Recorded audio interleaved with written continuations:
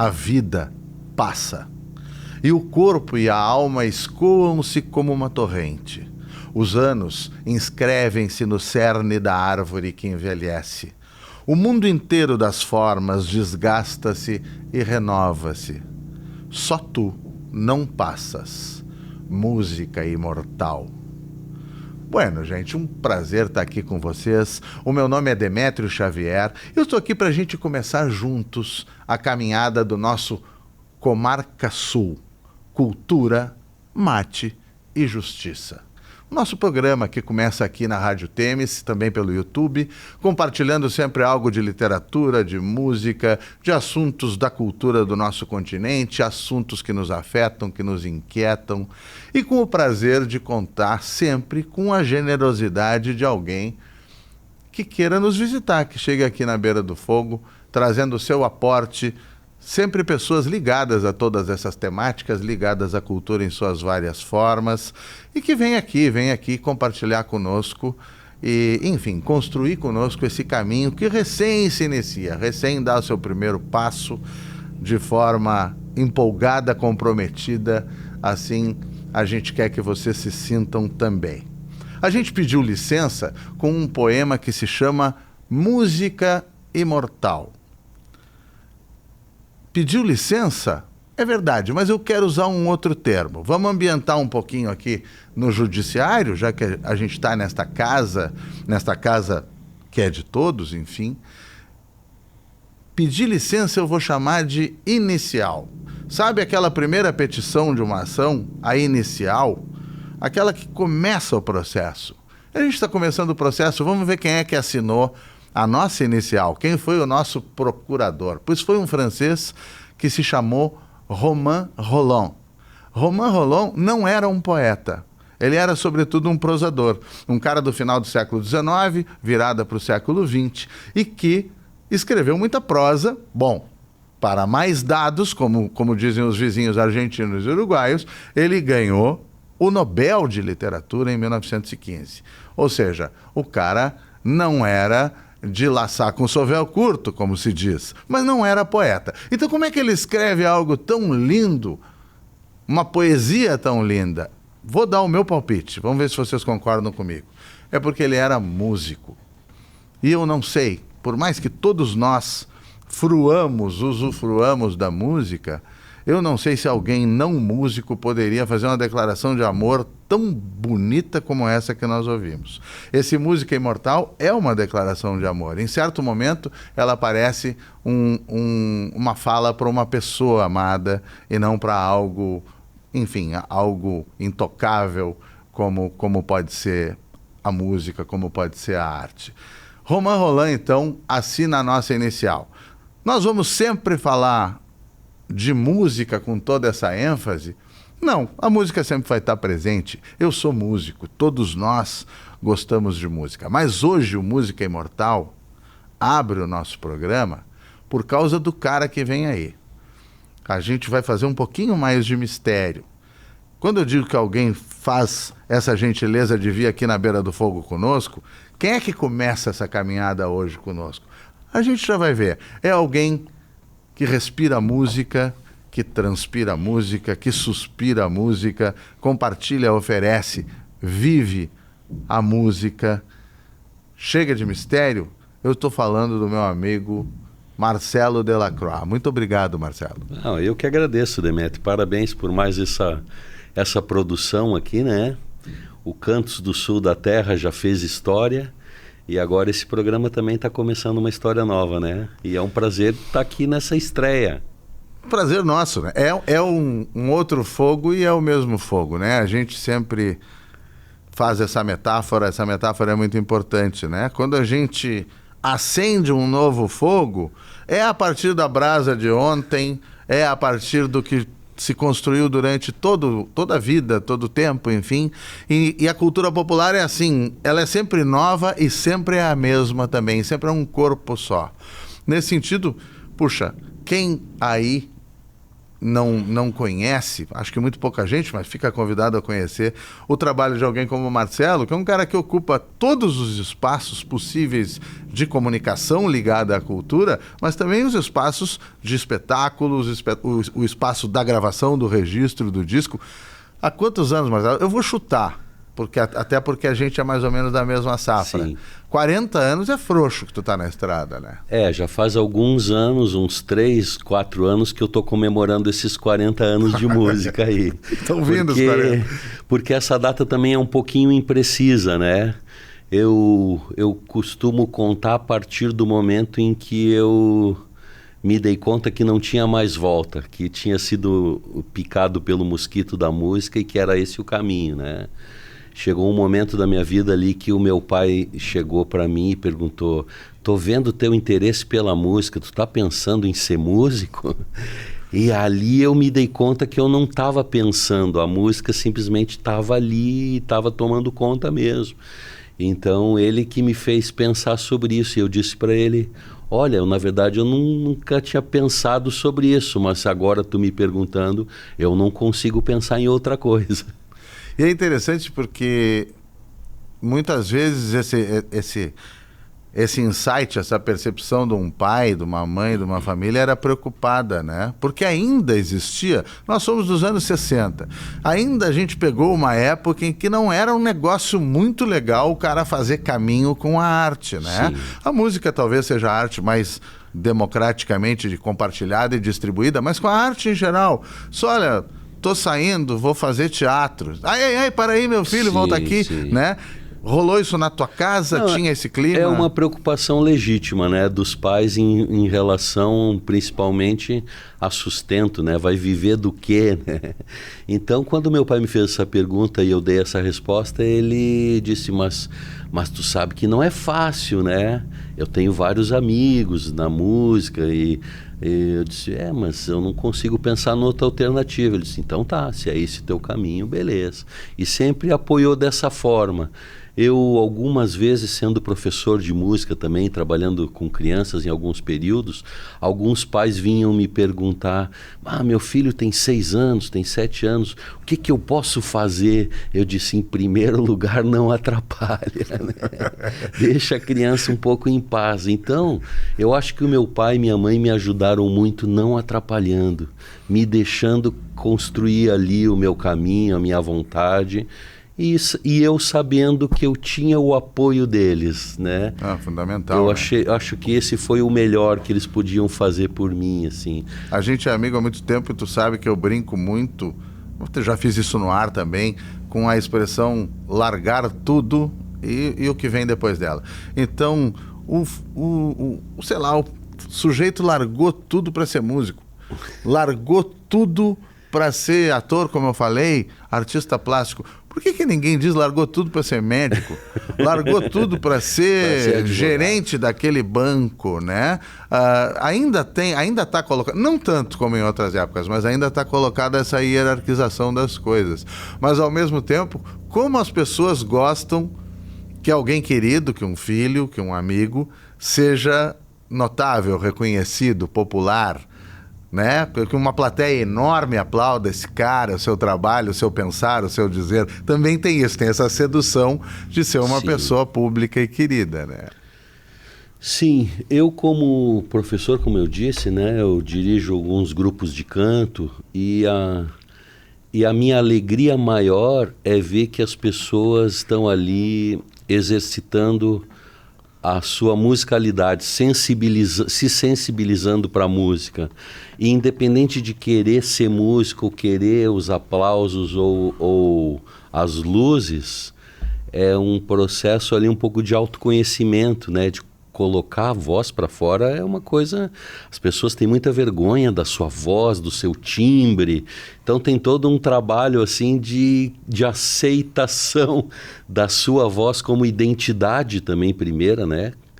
Às vezes tu tá lidando com uma gurizada que tá recém conhecendo a sua voz já tá mudando ou mudará em seguida, né? E é muita coisa para decidir ou para agarrar ou descartar num momento só, né? E num momento difícil, Isso, sem dúvida. então Lindo. acho que todas as pessoas poderiam ter o direito desse exercício musical e se tornarem pessoas mais musicais, independente de serem músicos, né? Ser o profissional da música, como nós somos, é outro caminho, né? Mas acho legal esse exercício do se permitir cantar, se permitir colocar, se conectar com a música, né? Vocês sabem que o Marcelo, presente aqui conosco, na beira desse fogo, o Marcelo é quem tem que nos mostrar o seu trabalho, a sua arte, sua música, enfim. Mas como ele falou nisso de permitir cantar, eu tô achando que ele vai me permitir cantar uma para ele e para vocês também. Vou soltar eu a minha voz Vai aqui. ser um prazer. Sabe, né? por quê? Porque em seguida, deixa eu te passar um mate aqui. Em seguida eu vou te perguntar por esse lugar do mundo em que a gente vive e que te afeta e com o qual tu trabalhas de uma maneira muito clara, com essa relação com os países vizinhos, com o idioma vizinho. Então eu vou cantar algo que eu sei que tu gosta, que é do Gastón Ciarlo, o Dino, e que se chama Ventos do Sul, Vientos del Sur. Vamos ver se vocês gostam também.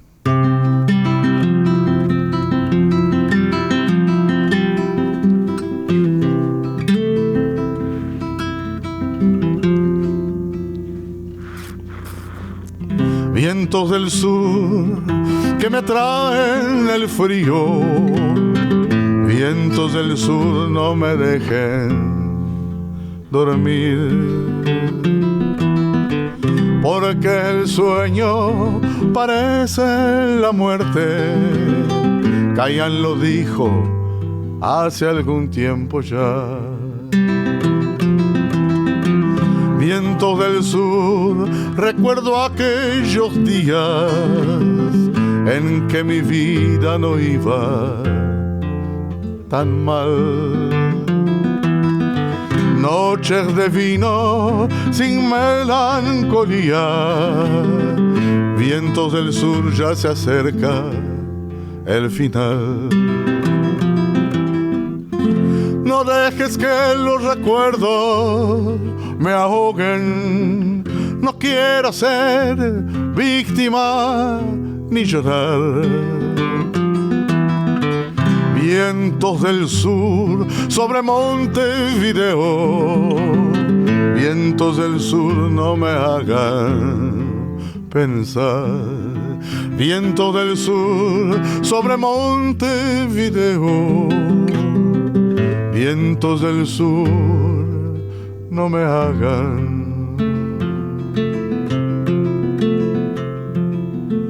pensar. Que bonito. Gastón Ciarlo, né? Um cara com essa percepção de sul. A gente fala em sul, eu sempre me lembro de uns amigos lá perto da Patagônia que diziam lembranças aqui do sul para os amigos aí do norte. Eu digo, não me chama de norte. Tá louco? Pra gente o sul é um conceito sagrado, né? A gente pertence a um sul só, a um sul mágico e real. Como é que é isso pra ti, na música, na vida, no caminho, enfim? É uma sensação estranha essa geográfica de estar num canto do planeta, né? E costumo conversar com alguns amigos daqui, contigo mesmo, com amigos uruguaios, principalmente uruguaios, essa sensação de estar isolado num canto e que num primeiro momento parece que ninguém dá bola pra gente, ninguém está olhando para cá. Isso também pode ser uma grande porta para que a gente se torne mais autorais, né? Cria uma identidade regional que não está tão preocupada com o exterior, então acaba se tornando esse ser exótico, né? E conseguindo essa coisa maluca de ser doméstico, de ser aldeia, de ser caseiro e ao mesmo tempo ser enorme, e né? Aquela coisa, como disse, né? Alguém disse, né? Cantando a sua aldeia, cantarás o mundo inteiro, né? É assim. Então, quando a gente consegue encontrar uma identidade, essa identidade parece que fala de muito mais coisas do que só daquele cantinho, né? E o que é legal é que a gente tenha abertura, interesse na abertura deste conceito. Porque se tem 2 ou 3 coisas que vêm na nossa cabeça quando a gente fala Rio Grande do Sul, por exemplo, cuidado para a gente não ficar preso a elas. Exatamente. Porque as coisas são infinitas. As informações, as possibilidades não se terminam, não se esgotam. Nesse sentido, o que tu poderia mostrar, começar a lidar com esse violão na perna aí, cantar para nós, que tivesse a ver com esse lugar nosso aí de que tu estás falando? Então, só complementando tua fala aí, eu sempre acho que o que eu faço é música brasileira, né? Mas eu não consigo não ser regional.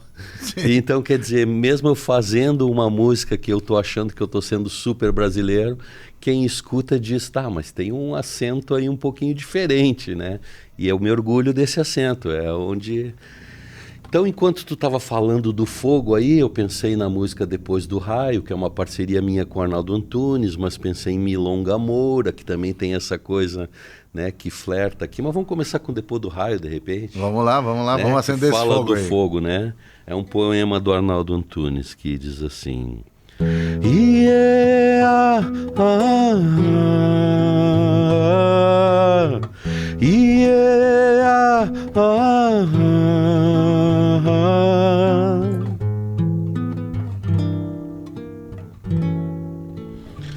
Depois do raio, a estrela ainda está lá. Depois do rastro do raio, na orelha ainda está lá. Na lenha a língua que o fogo fala. Yeah, yeah,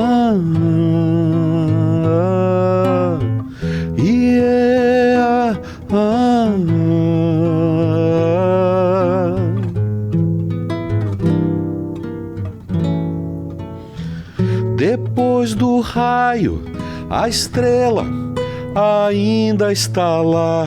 Depois do rastro do raio, na orelha ainda está lá. Na lenha a língua que o fogo fala.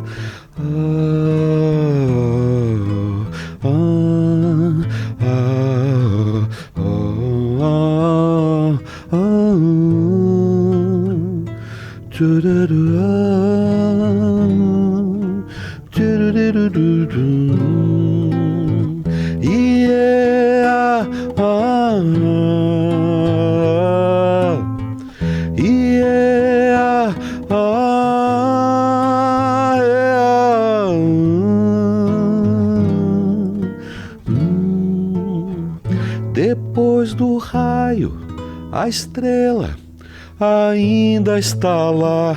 Depois do rastro do raio, na orelha ainda está lá. Na lenha a língua.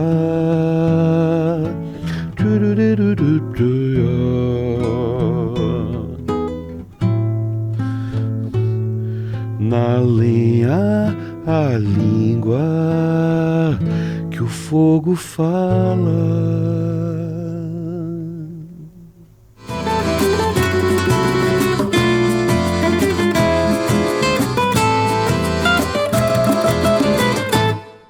Estás para além do mal, estás para além do bem. Quem em ti fez o seu ninho vive fora dos séculos. A sequência dos seus dias será apenas um dia. E a morte, que tudo morde, aí partirá os dentes. A gente segue com esse fantástico Romain Rolland, com a sua música imortal, para a gente começar essa caminhada do nosso Comarca Sul, cultura, mate e justiça. Num dia que a gente recebe aqui na Beira do Fogo Marcelo Delacroix. Puxa, que a coisa tá enfesada aqui de papo de música, nós já andamos um eito e vamos andar mais um pouco, por sorte e pela disponibilidade de um artista como este. Marcelo, tu falas sobre esse pertencimento a este lugar, tu trazes algo tão bonito de um cara deste Brasil, às vezes mais visível, né? Se a gente for ser um pouco queixoso em termos regionais, o Arnaldo Antunes é mais visível do que os artistas do Sul. Às vezes sim, às vezes não. Tu trabalhas com uma parceria dessas, tu trabalhas com poetas excelentes daqui, deste pedacinho de mundo aqui, Rio Grande do Sul, Porto Alegre, tu trabalhas com uma castelhanada de lei também. Tu acaba costurando um pouco essa história, né? É um território comum? Mas é preciso que os artistas, que as pessoas da comunicação façam a costura. E tu vem nisso desde guri, né? Pois é, Demetrio, mas é um caminho meio natural esse aí, né? Dessas parcerias. Eu acho que essas parcerias vieram muito também de uma deficiência minha de não me autorizar a canetear assim por completo. Então eu boto umas ideias no papel, umas frases soltas, às vezes alguns versos, mas logo bate uma crítica assim, né? E eu acabo então... se eu for me comparar com esses parceiros que tu tá falando aí, não dá nem para largada. Então eu acabo aproveitando o talento deles para poder compor minhas canções. Às vezes eu mando uma música para alguém e a pessoa bota a letra. Às vezes o contrário, me manda a letra e eu boto a música. Gosto também de musicar uns poetas, né, já mortos que não podem reclamar, né?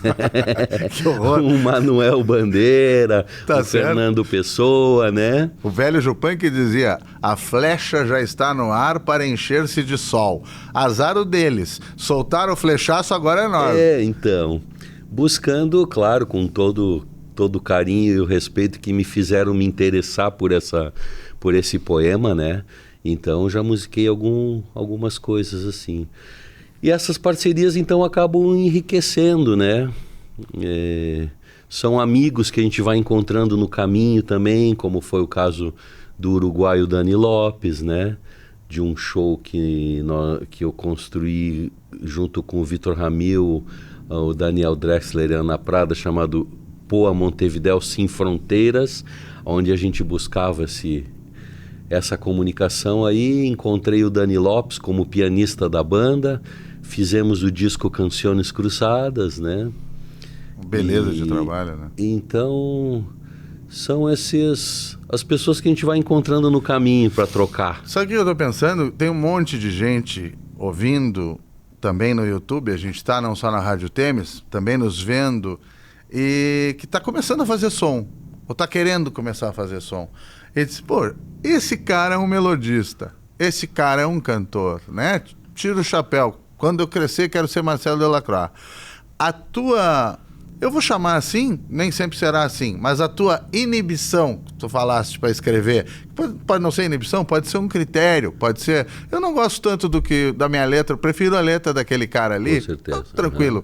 Mas tu tens algum freio, alguma parada desse tipo para esse trabalho, que é o trabalho em que tu és exuberante, que as pessoas te conhecem, da melodia, da interpretação. Às vezes tu diz, não vou nessa aqui. Essa melodia, não sei, não me animo. Ou em algum momento foi assim. Como é que é essa tua... Tu é tão solto de pata assim para fazer a parte que não é a parte da letra? Não, dizem que como é que é chamada síndrome do impostor, né? Que eu acho que ela é salutar. Eu me sinto às vezes impostor. Às vezes eu sinto que eu consegui fazer uma coisa ali que me encheu de satisfação. Golaço de placa. Às vezes parece que encontrei uma coisa, uma ideia que... Mas na maioria das vezes eu duvido delas um pouco. E depois até, como por exemplo, a música Chove Sobre a Cidade, vou tocar um pedacinho aqui, né, que depois teve letra do Ronald Augusto. Era uma valsa e eu achava uma valsa simples, né?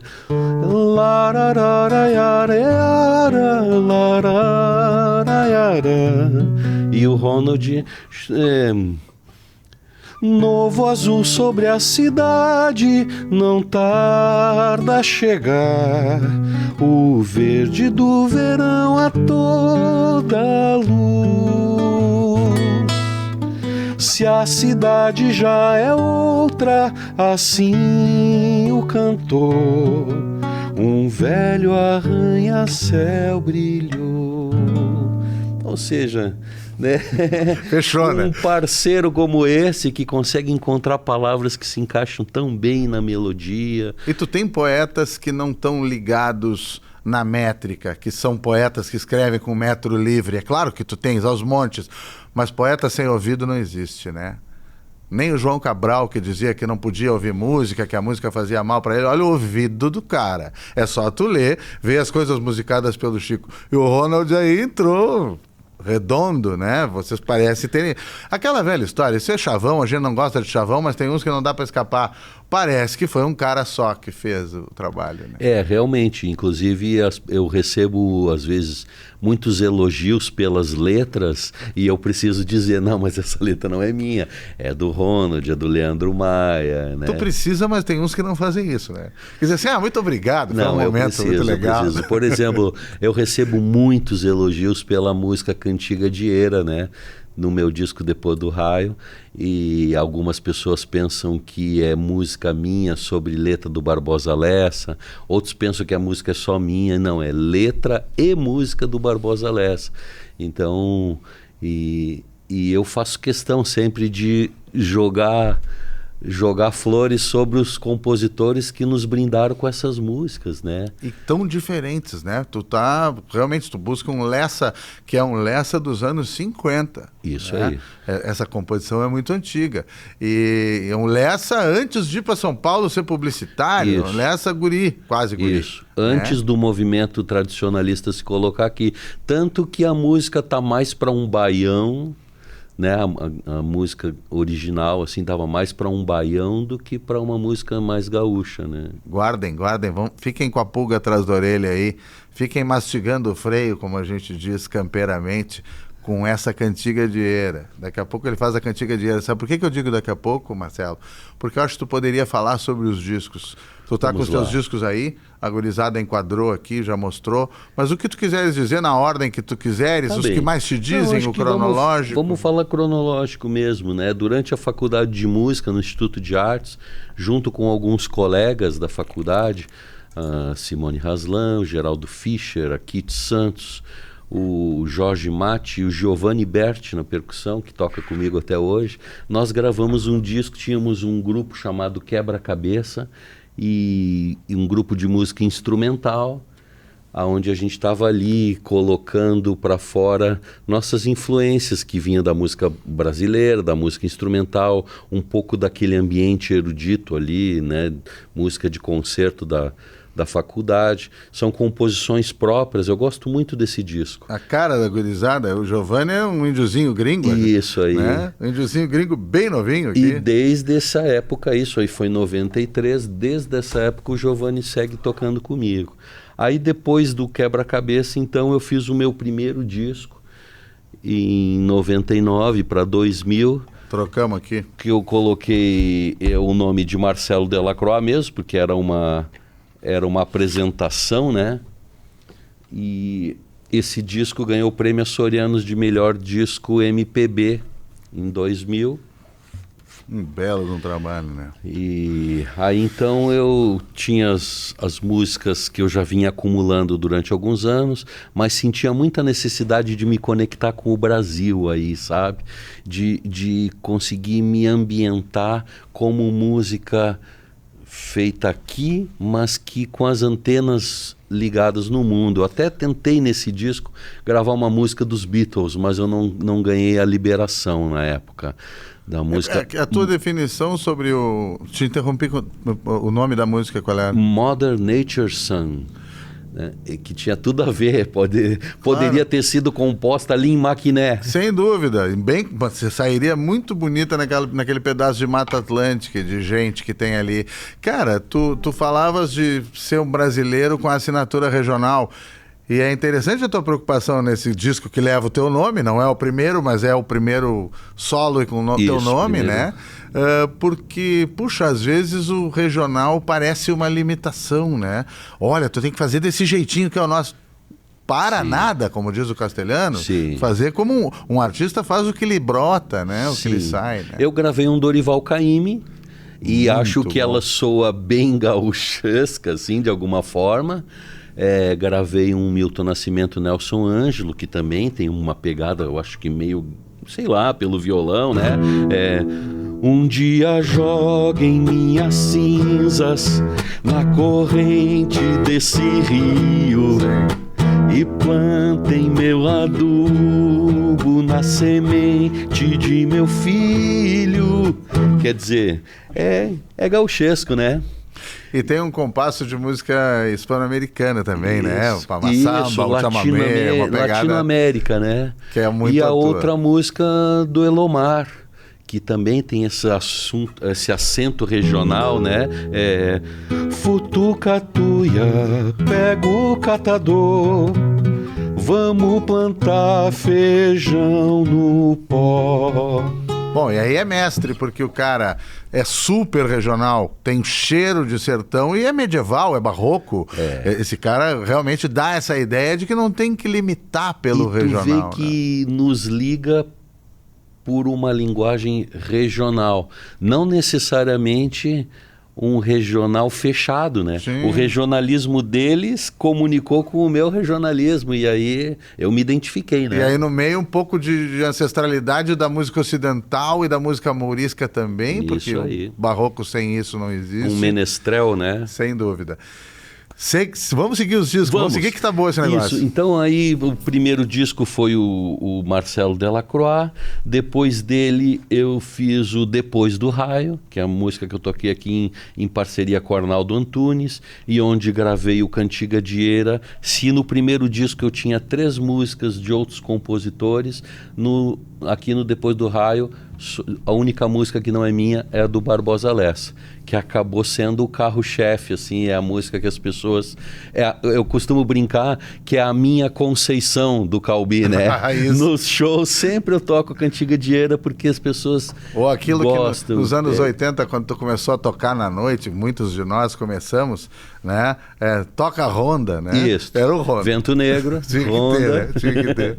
E, bom, depois disso, então, esse disco que nós comentamos, Canções Cruzadas, em parceria com o amigo Dani Lopes, lá de Montevidéu, e esse nome Canções Cruzadas é justamente pela brincadeira de cruzamentos, aonde o Dani começou a me mandar lá de Montevidéu versões das minhas músicas, dizendo, olha só o que eu fiz com a tua música, cantando em espanhol, mudando o ritmo e tal.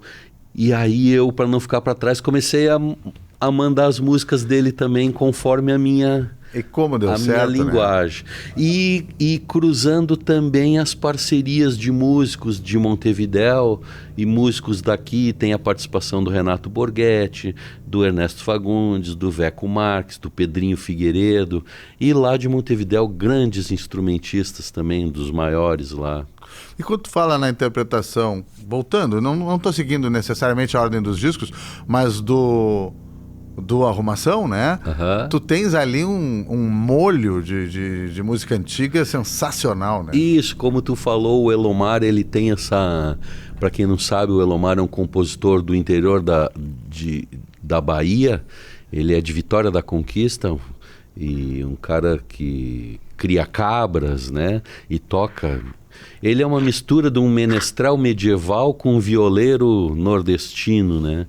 E na minha adolescência, ali um pouco antes de entrar na faculdade, eu cheguei a fazer parte de um conjunto de música antiga aqui em Porto Alegre, da Marlene Goidanich, o conjunto de câmara de Porto Alegre, que se dedicava à música medieval renascentista.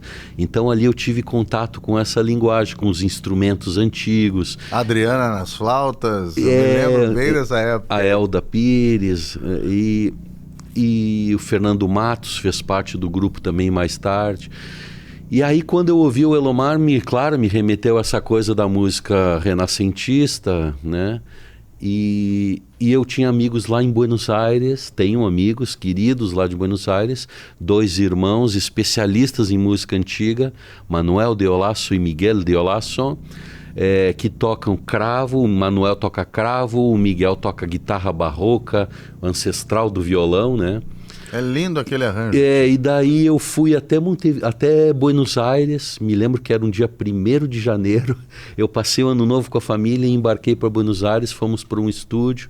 Eles, logicamente, não conheciam o Elomar, ficaram encantados com aquilo, né? E nós fizemos ali um arranjo com alaúde, guitarras barrocas, cravo e vozes. E é magnífico. Isso remetendo...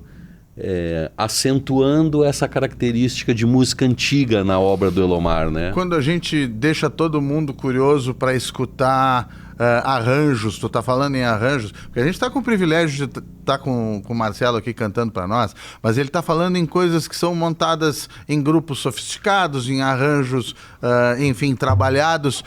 As pessoas têm à disposição esse teu trabalho, esses discos todos nos streamings? Como é que está isso aí? Todos os discos estão disponíveis. O único que ainda não está disponível é o primeiro, Quebra-Cabeça, mas logo vai estar.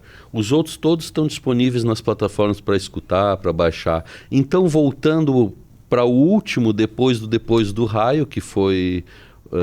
Depois do Raio teve o Canções Cruzadas com o Dani Lopes, e mais recentemente o Tresavento, que aí não tem nenhuma música de outros compositores além das minhas, né? Então eu fui chegando aí e...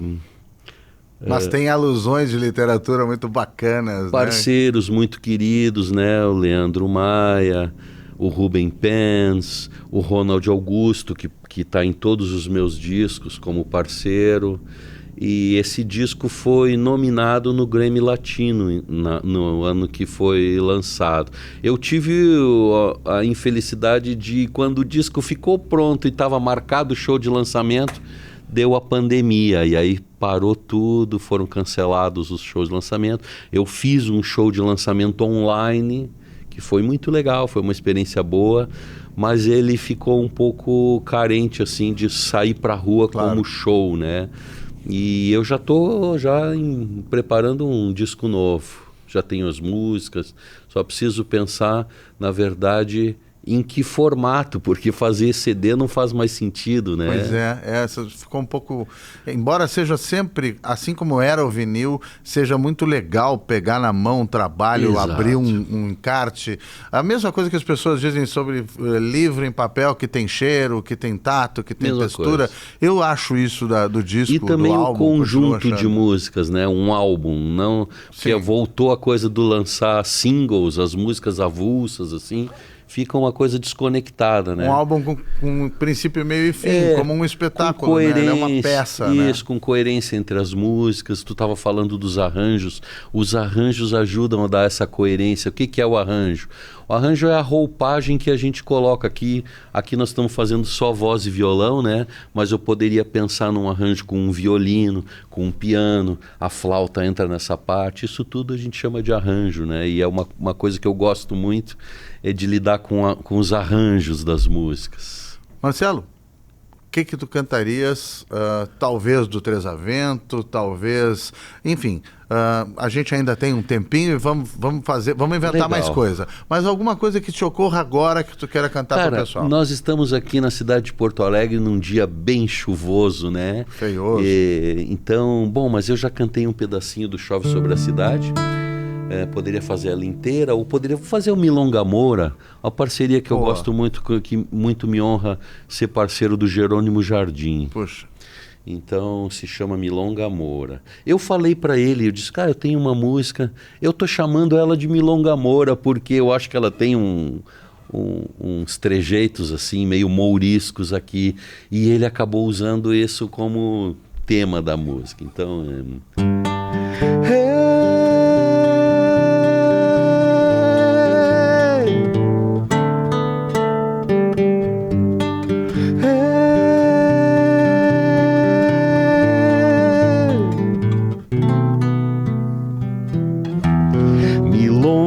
Moura, me faz faz cantar, vou novos compassos pra contar, velhos sabores pra esquecer, com novas cores viver.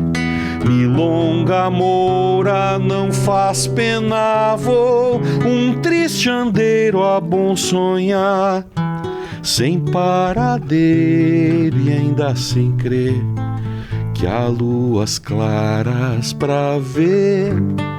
Não temo mais um boitatá, nem tente amor a vir me vencer. Quando a saudade me afrontar, meu santo vai me proteger. Eu fiz um pedido sem pesar, pra o que passou não reviver, um novo amor conquistar, mas é preciso correr.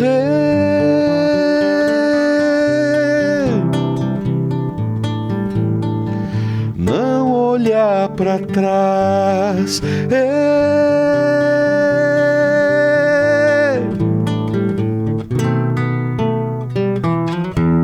Milonga moura me faz cantar, vou novos compassos pra contar, velhos sabores pra esquecer, com novas cores viver.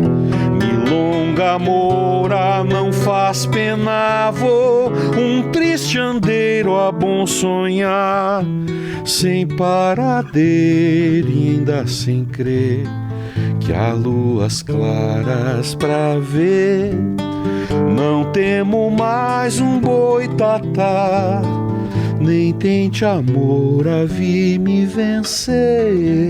Quando a saudade me afrontar, meu santo vai me proteger. Eu fiz um pedido sem pesar, pra o que passou não reviver, um novo amor conquistar, mas é preciso correr.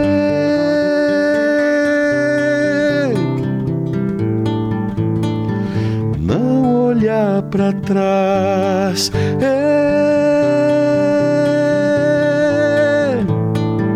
Não olhar pra trás.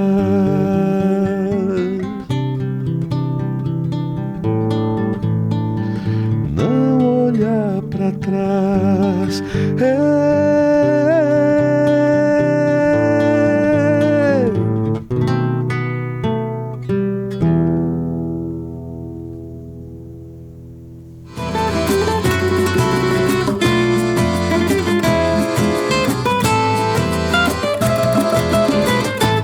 Comarca Sul, cultura, mate e justiça. Vamos falar um pouquinho disso, já que a gente está começando essa caminhada hoje. Eu tinha dito para vocês que aquele poema lá no início do nosso programa era uma inicial, para fazer esse paralelo meio brincalhão, mas sério também, com o que seria uma inicial de uma ação. Quem era o nosso procurador era aquele grande escritor francês, Romain Rolland. Mas no nosso nome a gente tem o mate, está aqui ele. O mate identifica uma região enorme, querida e importante. E a justiça? Aqui se produz muito conteúdo relacionado ao judiciário, ao mundo da judicância, ao mundo judicial, enfim, vamos buscar os adjetivos que a gente quiser. Mas não é disso que a gente trata aqui. A gente está interessado nas coisas da cultura.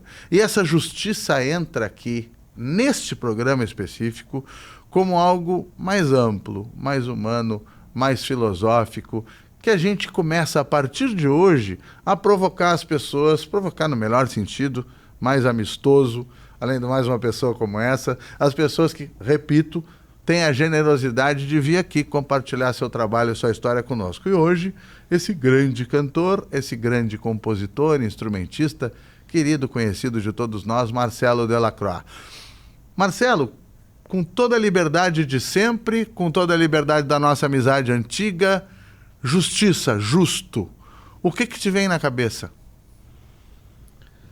Não é possível justiça sem justiça social, né? Enquanto tiver gente passando fome, não está justo, né? Não é possível que pouca gente tenha muito e outras pessoas passando necessidade. As riquezas, elas são suficientes para promover justiça social, né? E nós estamos nesse momento vendo acontecimentos absolutamente injustos, né? De poder, de subjugar os mais necessitados, e a humanidade está precisando se pensar, né? Nesse aspecto aí do que é justo. É justo eu ter tanto e o outro lá não ter nem o que comer, e as crianças... É isso, eu só consigo pensar em justiça social mesmo, Demétrio. A partir daí é que pode se fazer justiça, né? Eu acho que como artista, para quem conhece a tua trajetória, isso sempre teve colocado na forma como tu trabalha, como tu falas, como tu pensas, como tu interages com essas pessoas nas diferentes regiões, como tu falaste, aí pro Prata, como também Brasil acima, Brasil afora. A gente fala em Brasil acima, Brasil afora, e eu me sinto provocado por aquela história de sou um artista brasileiro, né? Tenho região no meu DNA, na minha cara, no meu sotaque, na minha mão, nas minhas mãos de violonista, no meu canto, mas eu sou um artista brasileiro, faço música brasileira. Como é que está a tua relação com essa ideia de Brasil, de compartilhar tuas coisas dentro do país, de receber coisas, devolver coisas? Como é que está o brasileiro Marcelo Delacroix? Então, eu já fiz parcerias aí, como tu falou, com os Hermanos, na Argentina, com o Elomar, com o Dani Lopes, com Canções Cruzadas, e ainda outros amigos, com outros brasileiros também, com amigos de fora, com português, João Balão. Me sinto um cidadão do mundo. Enquanto tu estava falando aqui, eu estava pensando, eu vivo em Porto Alegre desde os 5 anos de idade, né? Sou de uma família de gaúchos, mas teve um período que minha família se mudou para Curitiba e eu nasci lá e vivi meus 5 primeiros anos lá. Logo em seguida nasceu minha irmã, e aí minha família, já com 4 filhos, resolveram voltar para o Rio Grande do Sul. Ainda nasceu mais um irmão depois aqui. Então eu e a Luciana, minha irmã, somos nascidos em Curitiba. Eu nunca me senti curitibano, porque a minha formação foi toda aqui, mas eu penso que talvez essa marca na carteira de identidade ali tenha me dado um olhar um pouco de fora, assim, de conseguir olhar o Rio Grande do Sul também, com as suas características, e parece que eu me lembro que eu nasci em outro lugar, né? Que há outros lugares. Que há outros lugares. Bom, mas essa influência também de Brasil vem da MPB toda que eu escutei, né? Dos exemplos de Chico Buarque, de Milton Nascimento, de Gilberto Gil, de Caetano Veloso, de Tom Jobim, de Elomar, e sempre enxerguei o Rio Grande do Sul como parte disso aí, assim como os nordestinos aconteceram na música brasileira com suas características bem nordestinas, e a gente olha um Alceu Valença e diz, é música brasileira, né? Eu acho que os gaúchos também... E o mundo diz o mesmo, né? É música brasileira, com as suas regionalidades. E o Rio Grande do Sul ainda não teve essa oportunidade de tomar o Brasil e fazer parte disso. Eu já vi algumas entrevistas com pessoas influentes, como, por exemplo, o André Midani, que foi um dos maiores produtores de discos, de gravadoras grandes e tal. E eu vi uma entrevista falando do Bebeto Alves, que logo depois das gravadoras terem investido no mercado da música nordestina, e ali apareceu Belchior, Fagner, Alceu Valença, toda aquela turma, o próximo foco era o Rio Grande do Sul. Chegaram a lançar o primeiro disco do Bebeto Alves pela gravadora, um disco com mega produção, um disco lindo, maravilhoso. E eles, a partir daquele primeiro disco, iam puxar a linha e viria provavelmente ali em seguida outros compositores daqui, como Nelson Coelho de Castro, né, Raul Wagner, toda essa linhagem. Mas estourou o Rock in Rio bem nessa época e paralisou tudo. Opa, espera aí que mudou o jogo. Agora a ideia não é o regionalismo mais, agora a ideia é a música pop mundial e rock e tal. E aí então se abriu um novo lapso aí. Mas aí se volta a uma velha questão que é não ter espaço para todas as coisas, né? Puxa, se as fichas estão nisso, então não será aquilo. Exato. Então, por mais imenso que seja o Brasil, como é pequeno isso? Né? É negado. E nós somos de uma época que o rádio ainda era plural. As rádios tocavam... Eu me lembro que na antiga Rádio Bandeirantes, antes de virar Ipanema, tocava, né, Gilberto Gil, Chico Buarque, Beatles, Nelson Coelho de Castro, tudo misturado como música brasileira, música boa, né? Beatles não é brasileiro, mas... E depois, quando veio a segmentação da rádio, aconteceu isso que tu está falando. Agora a onda é tal coisa, então nega todo o resto. Né? Um movimento desses, como tu lembraste, do Rock in Rio, reforça algo assim. Olha, o mercado se deu conta que aqui é legal, segura o resto. Não, segura nada, represa nada. Tem lugar para tudo isso. Tem lugar. Olha o que é isso, a musicalidade desse país. Então eu, nessa época, eu fiquei bastante órfão disso. E era um momento em que estava saindo, a nossa geração estava querendo se firmar, né? E disseram, não, agora não tá para vocês. Eu cheguei com o disco do Quebra-Cabeça na rádio. E quebrou a cabeça. E o cara olhou e disse assim, mas não tem guitarra? E aí eu falei, pois é, não tem. Tem piano, violão, baixo, bateria, percussão, flauta, saxofone, mas guitarra não tem. E tu não ouviu, né? Também tem essa. Tu tá olhando só uma ficha, não, nem ouviu. Ele fechou a porta no momento em que ele disse, mas não tem guitarra, então... Que horror, que horror. É assustador. Reverter isso é algo que acontece naturalmente com uma mentalidade como a tua e de muitos outros artistas, com o que tu estás dizendo aqui, ou é preciso fazer um movimento no sentido de movimentar-se, não de ir lá, não vamos entrar naqueles ufanismos bobos que sempre acabam sendo citados, vamos atar os cavalos no obelisco, não sei do que. Não, coisa nenhuma.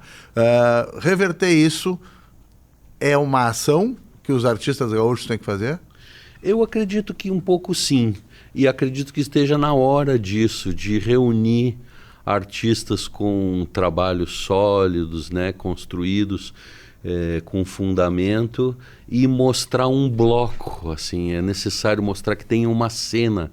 O Brasil não tem ideia da cena musical que tem o Rio Grande do Sul e que é forte e é plural, né? Tem rock, tem reggae, tem música regional, tem MPB, tem todos os gostos aqui e excelente música sendo feita, excelentes músicos. Eu insisto nesse comentário do Obelisco, te comentando uma coisa, não vou citar a fonte, não vem ao caso agora, mas lá nos anos 80, uma reportagem carioca ou paulista numa revista semanal sobre o Nenhum de Nós, sim, disse assim, parece que os gaúchos estão dispostos a amarrar seus cavalos no obelisco do rock nacional. Puxa, que antipático, né? Porque aquilo foi um movimento bélico, certamente não foi o povo gaúcho que amarrou seus cavalos ali, e sim meia dúzia de caras que quiseram fazer uma bravata. Sim.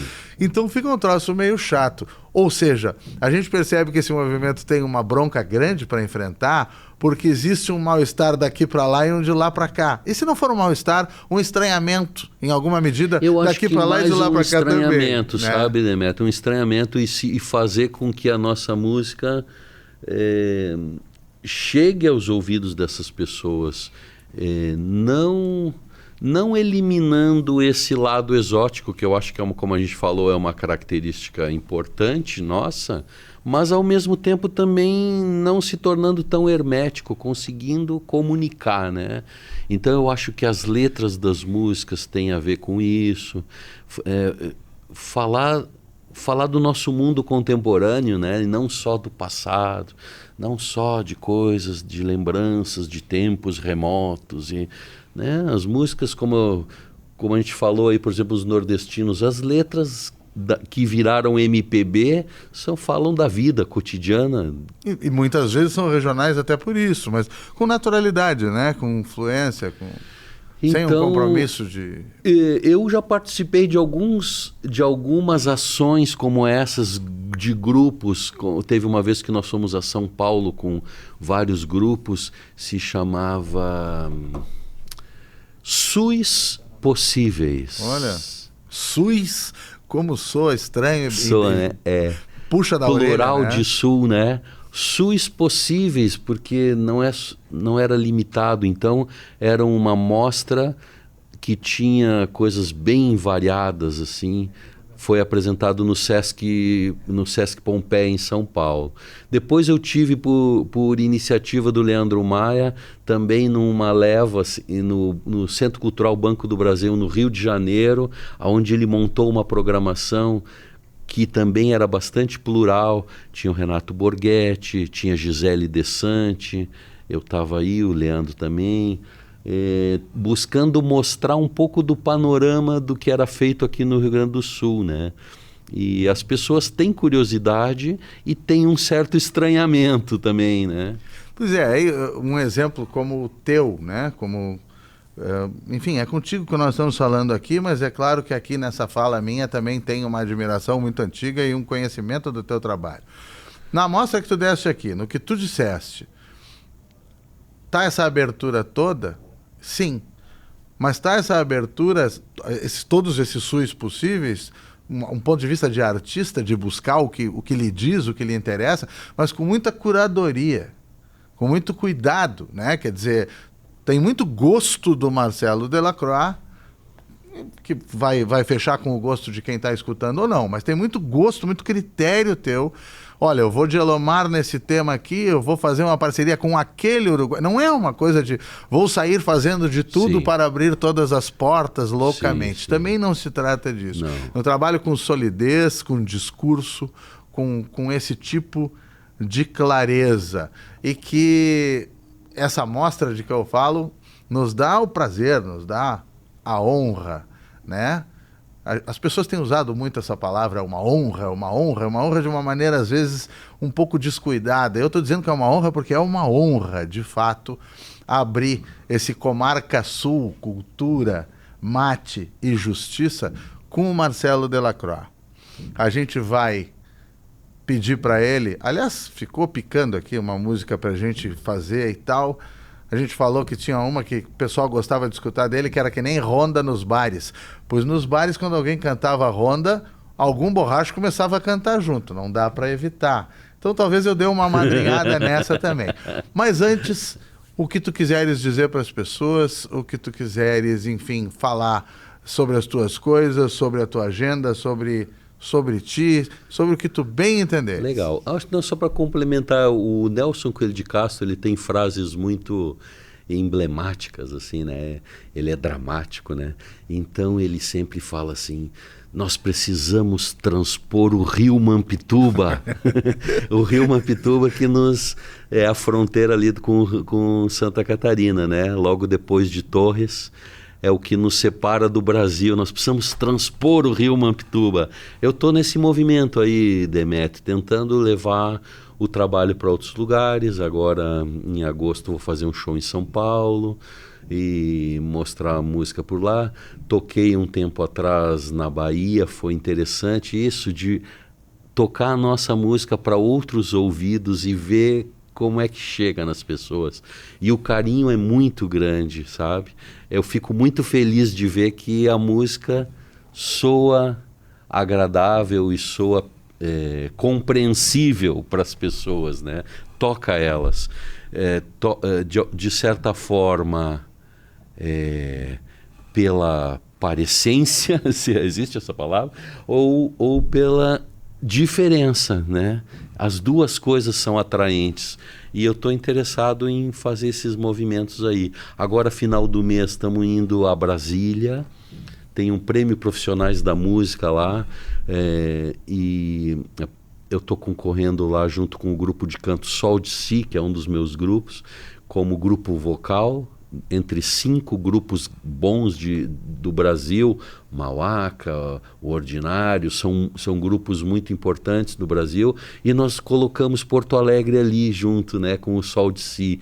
Vão estar muitos colegas lá, o Arthur de Faria, o Jores Fonseca, o Leandro Maia. O Leandro Maia armou um show em Brasília, eu vou participar como participação especial para a gente fazer umas músicas juntos. Então, de certa forma, esse movimento, se não é coletivo, é coletivista, buscando abrir espaços e parcerias, tanto com os colegas daqui quanto com gente de fora, né? Maravilha. Cruzando Mampituba e cruzando outros limites que podem não ser tratados como tais, podem não ser tratados como fronteiras, como impedimentos. Acho que é do que se trata, é o que tu tens feito da melhor maneira, para sorte nossa. Marcelo Delacroix, muito obrigado. Vocês fiquem com a nossa programação na Rádio Temes, no YouTube, e fiquem com o nosso programa que começou hoje com a presença deste cara, com o nosso Comarca Sul, Cultura, Mate e Justiça. Vamos botar os cavalos a descascar feijão? Vamos sim. Então eu vou usar a palavra honra com propósito, né? Que é uma honra mesmo ter sido convidado para a estreia desse programa e com o desejo de que seja uma caminhada longa e muito, muito profícua. Assim há de ser. Trilhar feijão. Alguém em casa sabe disso, alguém que está vendo sabe disso. Trilhar feijão a cavalo, descascando as vagens com o cavalo circulando. Assim contou o Barbosa Lessa, assim canta o Marcelo Delacroix. Bate os casco, bate os casco, bate os casco, bate os casco, bate os casco, bate os casco, bate os casco. Bota os matungo a bater casco, debulhando as cascas do feijão na eira. Bota os matungo a bater casco, debulhando as cascas do feijão na eira. Bota os matungo a bater casco, debulhando as cascas do feijão na eira. Bota os matungo a bater casco, debulhando as cascas do feijão na eira. A eira é um curral pequeno e redondo, por isso os matungo arrodeando vão indo e voltando pro mesmo lugar.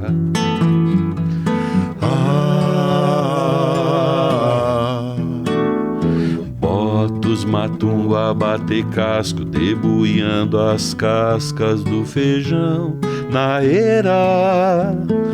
Bota os matungo a bater casco, debulhando as cascas do feijão na eira. Eu pego do ancinho, carrego caspaia em riba do chão, ficando preteando só os grãos de feijão.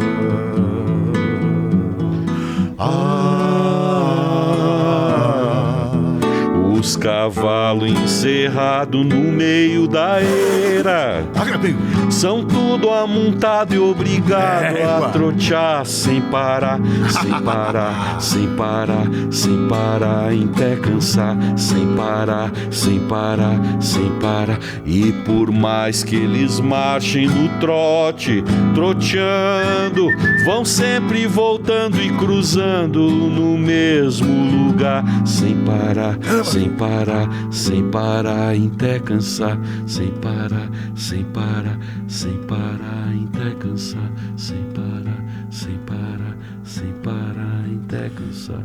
Quebra o cacho a cantagalo, só pra escutar o chinedo falando meio em segredo do pelo do meu cavalo.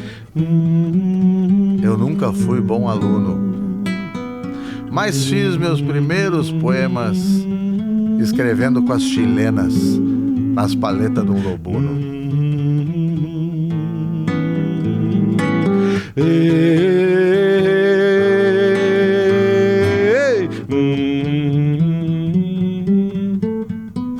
Botos, matumba, bate casco, debulhando as cascas do feijão na eira. Botos, matumba, bate casco, debulhando as cascas do feijão na eira. Eu pego do ancinho, carrego o caspaia em riba do chão, ficando preteando só os grãos de feijão.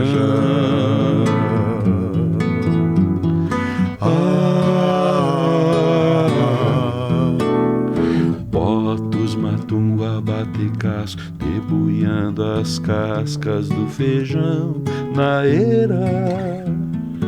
Botos, matumba, bate casco, debulhando as cascas do feijão na eira.